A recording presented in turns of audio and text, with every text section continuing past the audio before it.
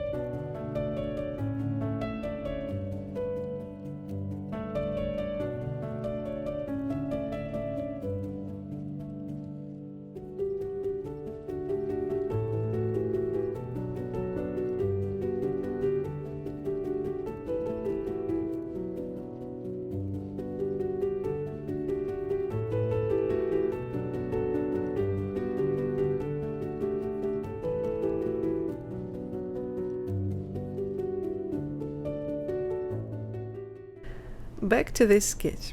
For the rocky cliff, I wasn't too precise, just blocked in the main shapes, especially where the values change or where the creases in the rocks are the most noticeable.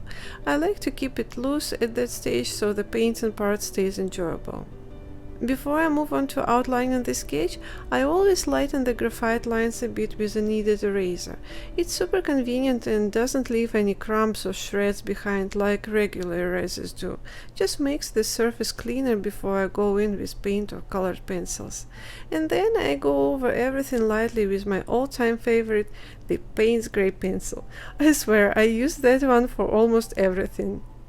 And now on to the painting part. I started by lightening up the leftover grey mix I had from the rocks I painted during the 7-day challenge. Just added a bunch of white paint to it. My plan was to begin with the lightest shade of grey I could see on the cliff, then slowly build up the darker values from there. That layering approach makes sense for me, especially because I like using gouache in a very watery way, almost like watercolor. I don't usually paint with it in that thick classical gouache style. Of course, when working this way, if something ends up darker than you intended and you don't want to pile a bunch of light gouache on top because then it gets a bit too heavy and overworked, you can always fix it later with colored pencils. They are great for brightening things up or softening edges, but right now I'm still being cautious. Maybe too cautious actually.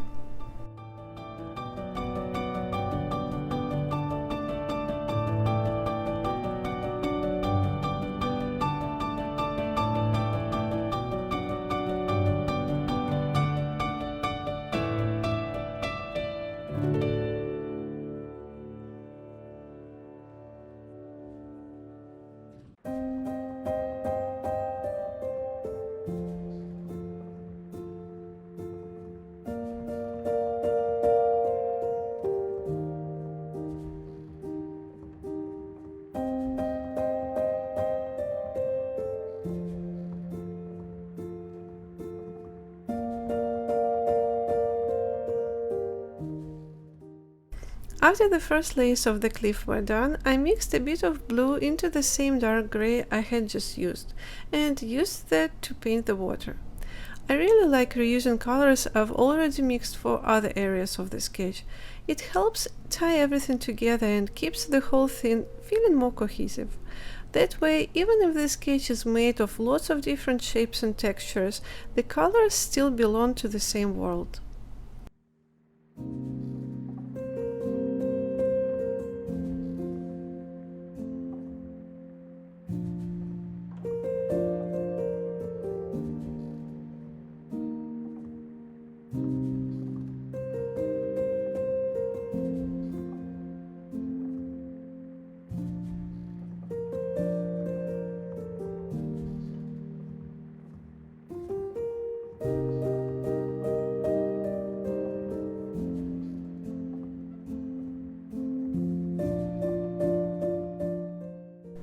So while I was sketching this one, I used both the full-size version of the reference photo and a tiny thumbnail version to help check my values.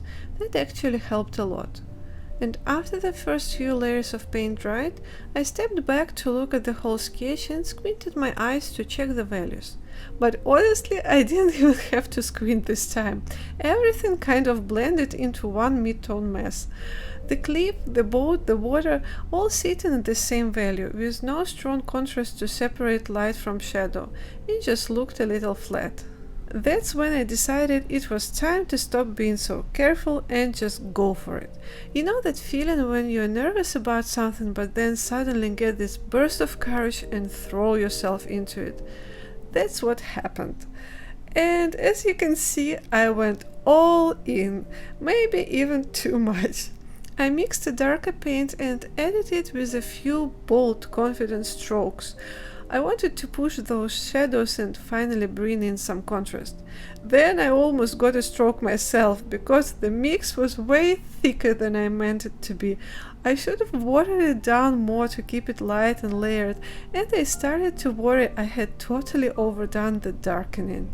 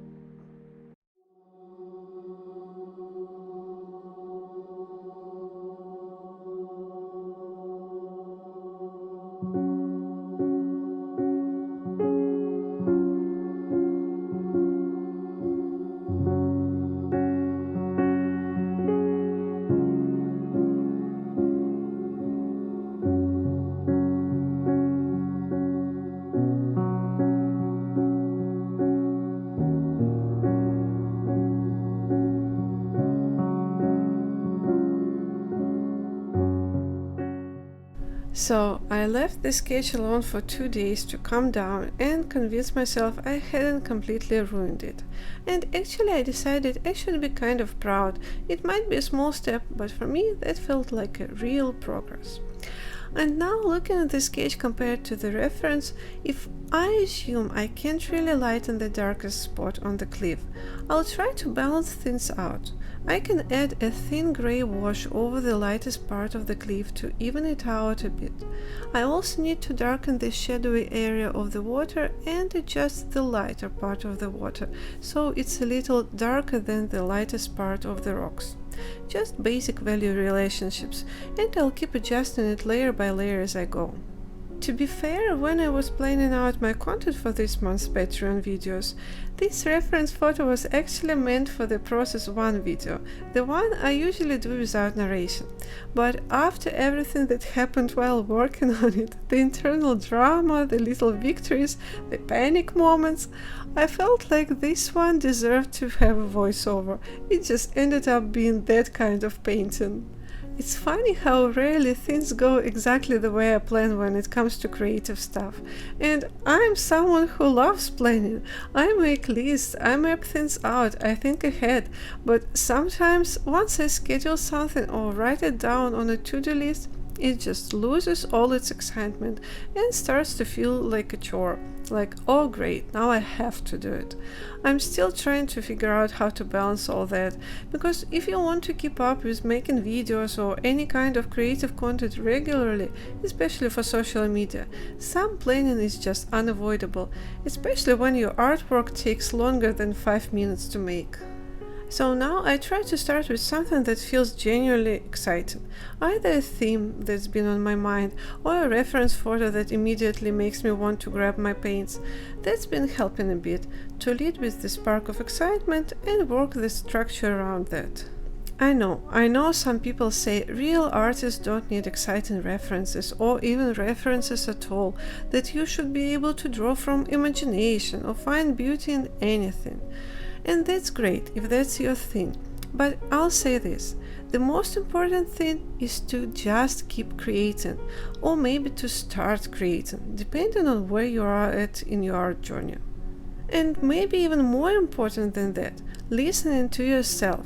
Especially in the beginning, when everything feels overwhelming and uncertain, it helps so much to pay attention to what you actually enjoy, what inspires you to open your sketchbook, what makes you feel like giving art a try, even if you're pretty sure it won't turn out amazing. That's the stuff that matters, because once you start creating, you'll begin finding answers, even to questions you didn't know you had. And yeah, that sounds kind of vague, but I really believe it. Go on your art journey, figure it out as you go. You don't need to know where it's leading, you just need to start walking.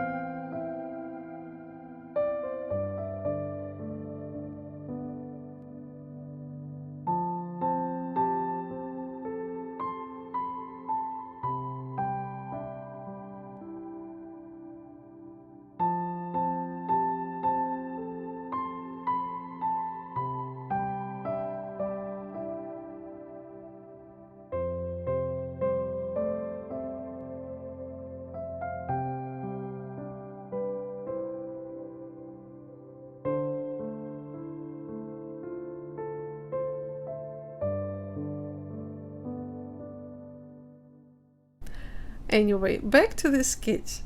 After I had that moment of panic over darkening the cliff area, I ended up softening it a bit with some thin, watered down white paint.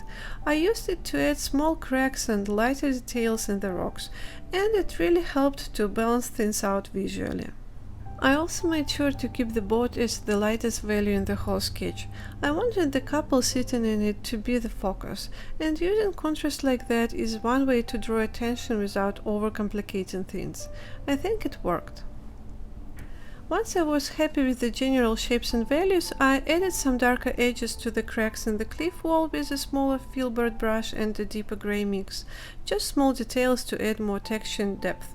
And then, like always, I finished everything off with a few colored pencil touches.